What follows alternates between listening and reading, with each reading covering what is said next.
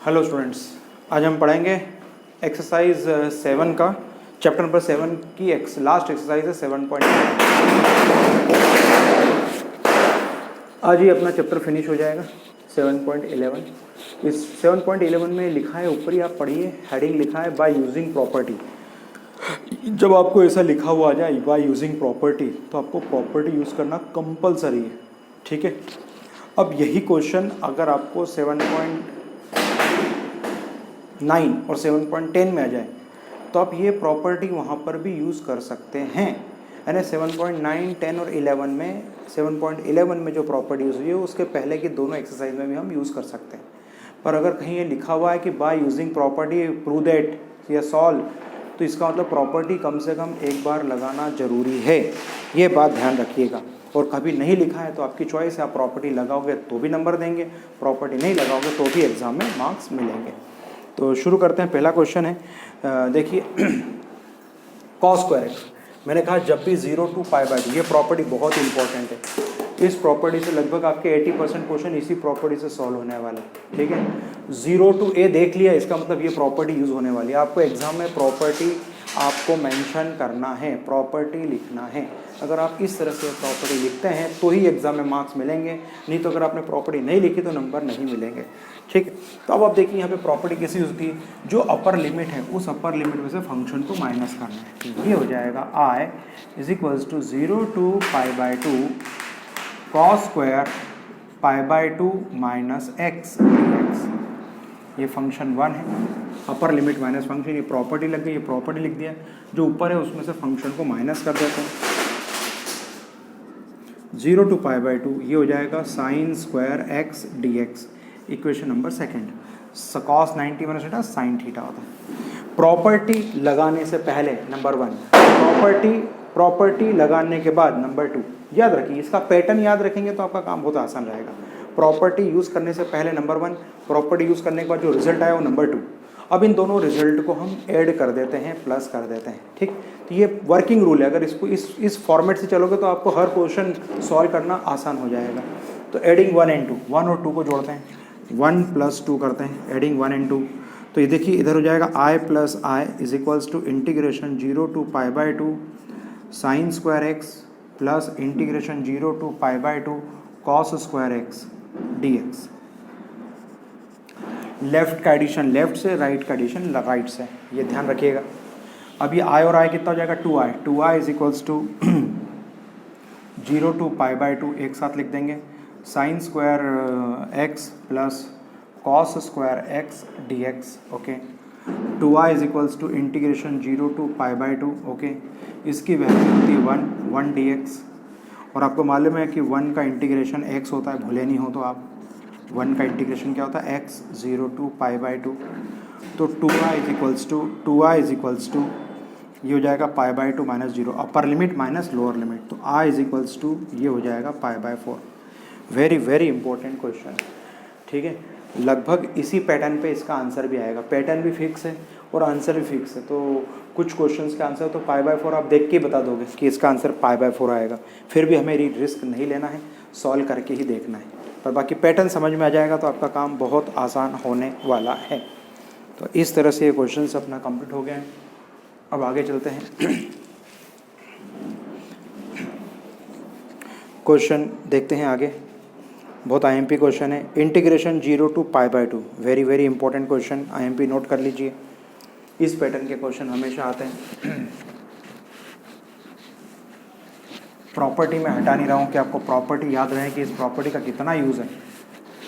Yes, integration 0 से π/2, okay, 0 से π/2, फिर ये हो जाएगा √ sin x होल अपॉन में √sin x plus √cos x, चलिए dx। प्रॉपर्टी लगाने के पहले नंबर 1, अब प्रॉपर्टी लगाना है सब में 0 to, ये क्वेश्चन नंबर सेकेंड है, IMP लगा लीजिए। IMP very very important question. 0 to π/2 इसको लिख सकते हैं साइन π/2 माइनस, देखिए π/2 माइनस एक्स अपॉन में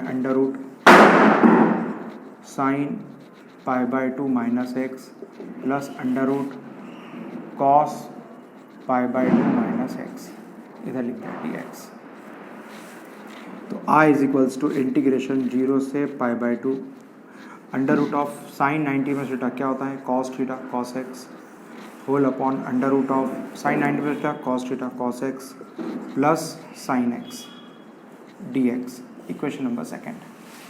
पैटर्न इसका पहले भी बताया था, प्रॉपर्टी लगाने से पहले नंबर 1, प्रॉपर्टी लगाने के बाद नंबर 2, और दोनों को हम ऐड करते हैं। ये पैटर्न है, तो इस पैटर्न पे अगर हम दोनों को ऐड कर देंगे, एडिंग 1 and 2, अगर दोनों को प्लस कर देंगे हम 1 + 2 कर देते हैं, 1 + 2 कर देते हैं, तो जाएगा 2i is equals to under root 0 to pi by 2, root क्या है, root sine x whole upon में root sine x plus root cos x plus root क्या जाएगा, root cos x whole upon में under root cos x plus root sine x bracket close d x.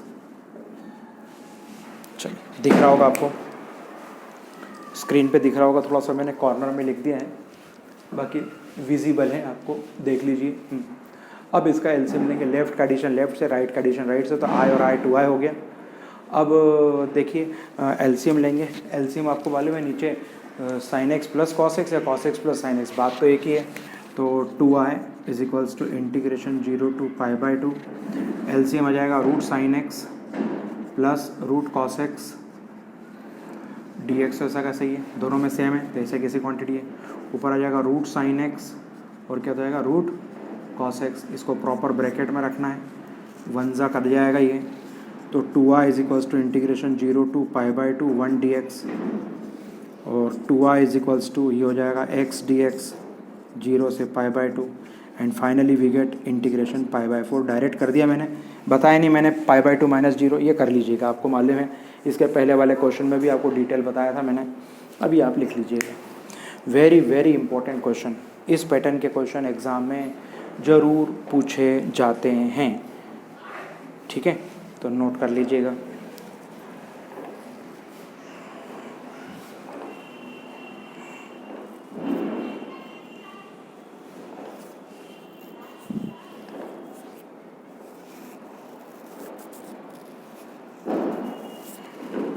चलिए ध्यान दें, question number 8 देख लेते हैं। 8th क्वेश्चन बहुत आईएमपी क्वेश्चन है, इंटीग्रेशन 0 से पाई बाय 4। क्वेश्चन नंबर 8, 8वां सवाल, 8वां सवाल भी बहुत आईएमपी है, उसको भी देख लेते हैं। प्रॉपर्टी लिखना बहुत ज़रूरी है, अगर प्रॉपर्टी नहीं लिखी तो 0 नंबर, क्योंकि आप एक्सरसाइज के ऊपर ही लिखा हुआ है बाय यूजिंग प्रॉपर्टी, लिखा है ना, देख लीजिए, बाय यूजिंग प्रॉपर्टी, यानी प्रॉपर्टी आपको यूज़ करना है। बाय यूजिंग प्रॉपर्टी का मतलब प्रॉपर्टी आपको यूज़ करना है। तो देखिए question number 8, 0 to pi by 2 log 1 + 10x। अब देखिए i is equals to integration 0 से पाई बाय 4 है, नॉट पाई बाय 2 है, log 1 + 10x dx। Equation number 1, i is equals to integration 0 से pi by 4 log in bracket 1 + 10 pi by 4 minus x. Property देख लीजिए आप लोग,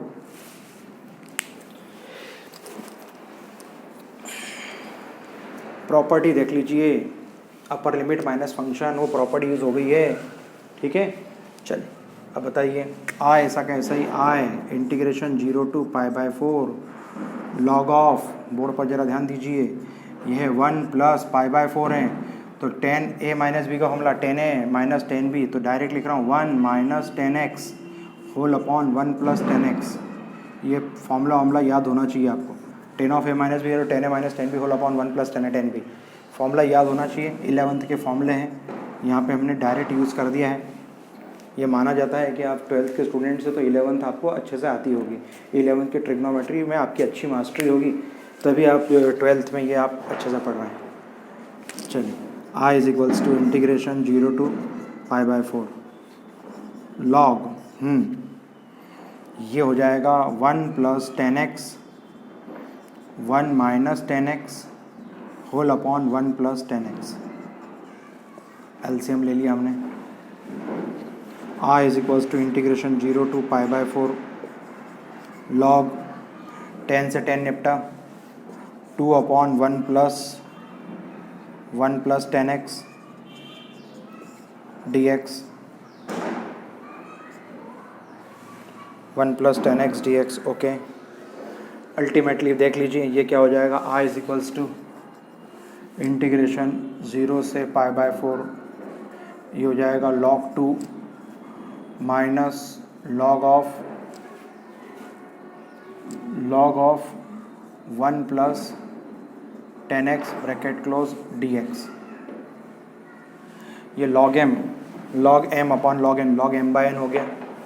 तो I as it is integration 0 to pi by 4 log 2 dx minus integration 0 to pi by 4 log 1 plus 10x dx।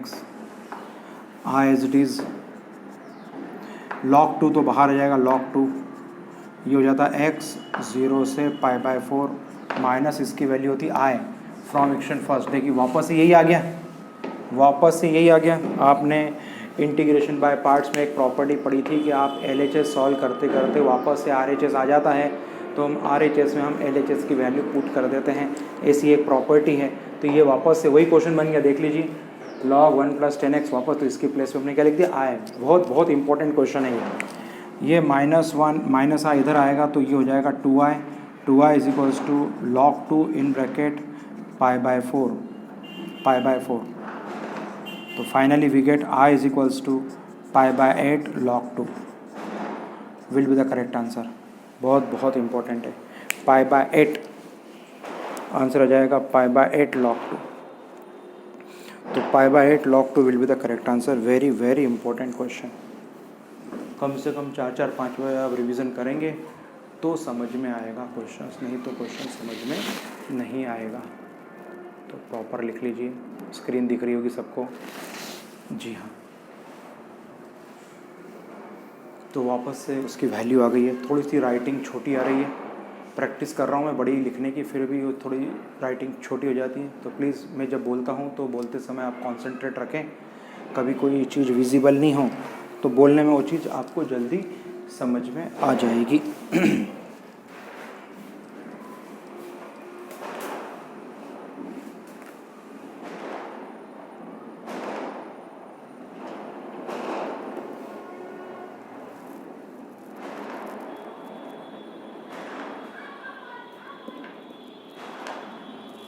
चलिए ध्यान देंगे सभी। अब आगे क्वेश्चंस किस तरह के क्वेश्चंस हैं उसको हम सॉल्व कर लेते हैं, तो जल्दी समझ में आएगा आपको क्वेश्चंस में।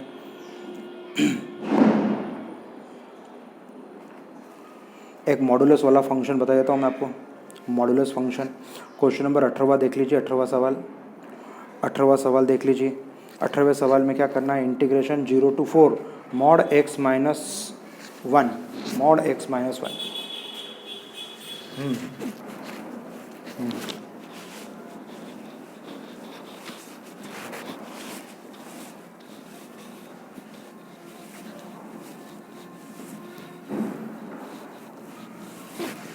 अब मॉडुलस फंक्शन की बात करते हैं। इस प्रॉपर्टी का हमने काफ़ी अच्छा यूज़ कर लिया है।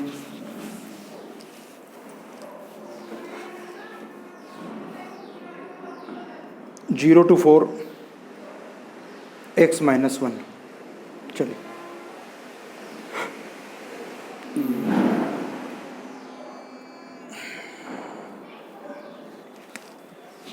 Question number 18, I is equals to integration 0 to 4 mod x minus 1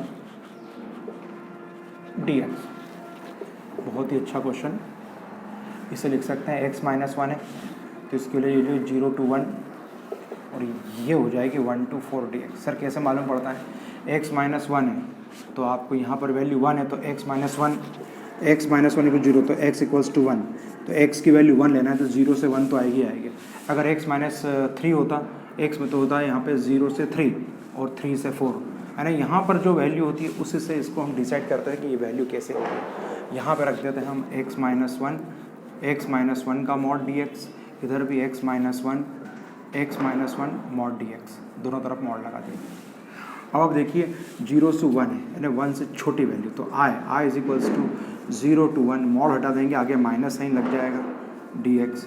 ये पॉजिटिव x और 4 के बीच में है, तो ये वैल्यू हो जाएगी integration 1 to 4 x minus 1 dx। ये नेगेटिव पॉजिटिव मॉडुलस फंक्शन है।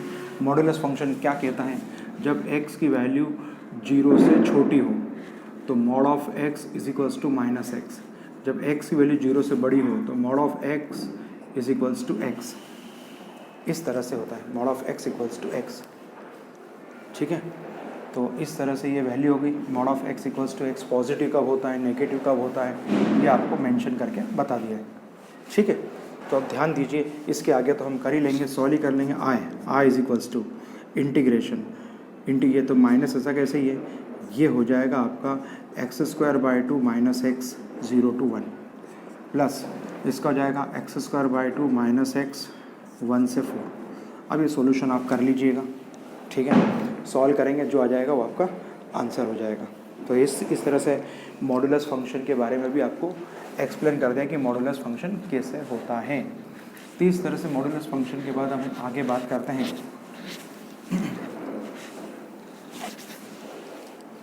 एक क्वेश्चन और ले लेते हैं हम इसका, मॉडुलस फंक्शन में ही एक क्वेश्चन और डिटेल कर लेते हैं।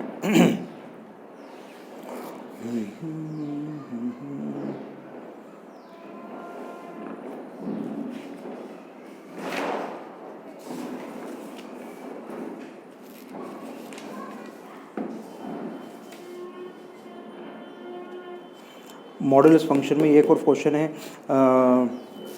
2 to 5, 2 to देखिए ज़रा, तो ये हो जाएगा 2 to, ये है इंटीग्रेशन 0 to 8, क्वेश्चन नंबर 6 है। क्वेश्चन नंबर 6 देख लीजिए, 2 to 8 mod x minus 5 dx। चलिए x माइनस 5 dx 2 to 8, तो 2 to 8 है मॉड x माइनस 5 dx। अब आपको खुद ही मालूम पड़ गया कि x की वैल्यू कहाँ से स्टार्ट होने वाली है। तो आप देखिए x माइनस 5 इक्वल 0, तो x इक्वल्स टू 5, यानी 5 इसका बैरियर है, बैरियर 5 है। तो अब आप क्या करेंगे देख लीजिए ज़रा, ध्यान दीजिए, इसको लिख सकते हैं 2 से 5 और यहाँ लिख सकते हैं 5 से 8। ठीक है, अब आपको मालूम पड़ गया कि 2 से 5 और 5 से 8, इसको ऐसा आपको ब्रेक करना है। तो इसकी वैल्यू क्या हो जाएगी, x minus 5 dx mod x minus 5 dx, इधर आ जाएगा मॉड x माइनस 5 dx। अब बोर्ड पर जरा ध्यान दीजिए, x माइनस 5 ये मॉडुलस फंक्शन है, मॉडुलस फंक्शन एक नेगेटिव एक पॉजिटिव, तो x माइनस 5 माइनस लगा दिया, इंटीग्रेशन 2 से 5 dx, मॉड हटा दिया, 5 to 8 ये हो जाएगा x माइनस 5 पॉजिटिव हो जाएगा dx, ये नेगेटिव होता है, ये पॉजिटिव होता है, तो ये हो जाएगा x² माइनस 5x 2 से 5 आगे minus plus x² minus 5x, ये हो जाएगा 5 to 8। इसके आगे आपको सॉल्यूशन करना है। तो मॉडुलस फंक्शन के बारे में भी आपको बता दिया था किस तरह से मॉडुलस फंक्शन यूज़ होगा। तो उम्मीद करता हूँ समझ में आ गया होगा सबको।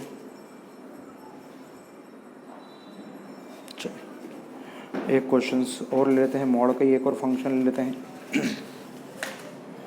मॉडुलस फंक्शन की बात करते हैं हम, 0 से पाई cos x dx, mod cos x dx।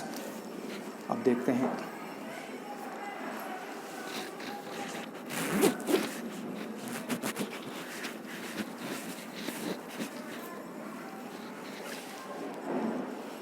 Zero से पाए मॉड में cos x dx, cos x dx 0 से पाए मॉड में cos x dx।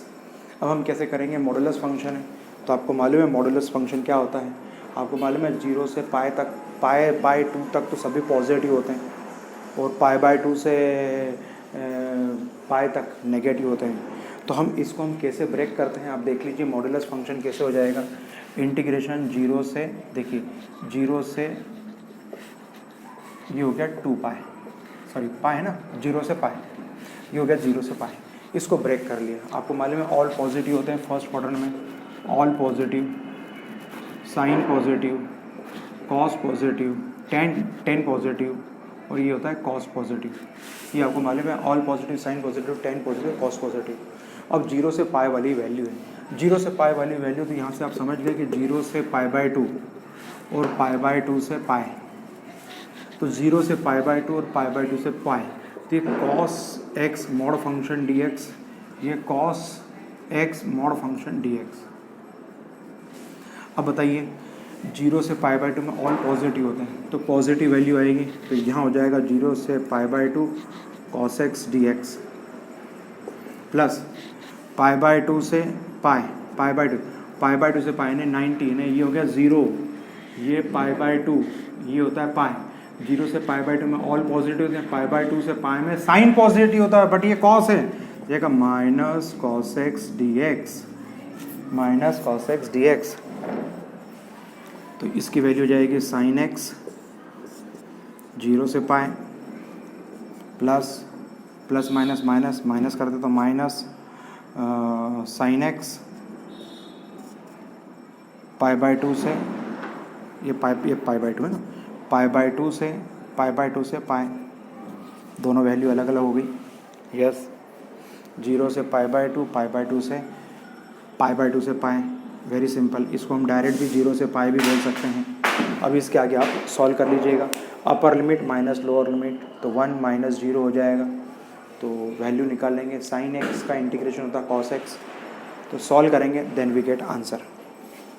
तो इसको सॉल्व करके देखिएगा, इसका आंसर मोस्ट प्रोबेबली 2 आना चाहिए, ठीक है, क्योंकि कॉस साइन π/2 की वैल्यू 1 होती है। और अपर लिमिट माइनस लोअर लिमिट कर ही देता हूँ, यहाँ तक पहुँच गया, करने में कितनी देर लग रही है। इसको लिख देता हूँ sine π/2 minus sine 0 minus sine pi minus sine π/2 कर देता हूँ। अब इसके आगे सॉल्व करते हैं, ये वैल्यू हो जाएगी 1 माइनस 0 माइनस 0 माइनस 1, क्योंकि साइन पाई की वैल्यू 0 होती है, ये हो जाता है 1 minus minus plus 1, answer will be 2। तो याद रखिए, कभी इसका ऑब्जेक्टिव क्वेश्चन इस तरह से आता है, आपसे पूछा जाए 0 से पाई cos x dx की वैल्यू क्या होती है, तो आपको लिखना है 2। इस तरह से भी आपको ऑब्जेक्टिव में एग्ज़ाम में पूछ सकते हैं, फिल इन द ब्लैंक्स में पूछ सकते हैं, मैच द कॉलम में पूछ सकते हैं, या 4 नंबर का क्वेश्चन आ सकता है, किसी भी फॉर्म में आपको क्वेश्चंस पूछे जा सकते हैं। तो इस तरह से हमने आज इंटीग्रेशन 7 चैप्टर कंप्लीट कर लिया है, ठीक है। 7 चैप्टर आज अपना कंप्लीट हो चुका है। अब जितना आपको पढ़ा है उसका रिवीजन करिए आप अच्छे से, कोई डाउट्स हो तो पूछिए। इंटीग्रेशन का बहुत वेटेज होता है एग्ज़ाम में, ठीक है, इंटीग्रेशन बहुत बहुत इम्पॉर्टेंट है, तो ज़्यादा से ज़्यादा मेहनत आप इंटीग्रेशन में करें, ठीक है।